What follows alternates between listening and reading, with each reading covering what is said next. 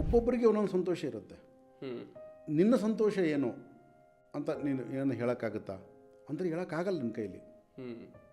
ಯಾಕೆಂದರೆ ನಿನಗೆ ಸ್ವಲ್ಪ ಒಳ್ಳೆ ಹಸ್ಕೊಂಡಿರ್ತೀಯಪ್ಪ, ಊಟ ಸಿಕ್ತು ಅಂತ ಅಂದ್ಕೊ, ಅವಾಗ ಸಂತೋಷ ಸಂತೋಷ.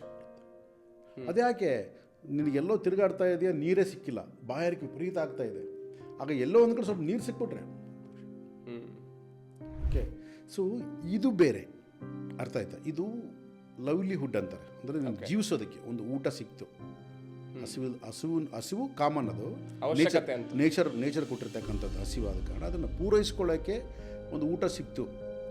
ಬಾಯಾರಿಕೆ ನೇಚರ್ ಕೊಟ್ಟಿರ್ತಕ್ಕಂಥದ್ದು, ಆದ ಕಾರಣ ಅದನ್ನು ಪೂರೈಸ್ಕೊಳ್ಳೋಕ್ಕೆ ನೀರು ಸಿಕ್ತು, ಇದು ಓಕೆ.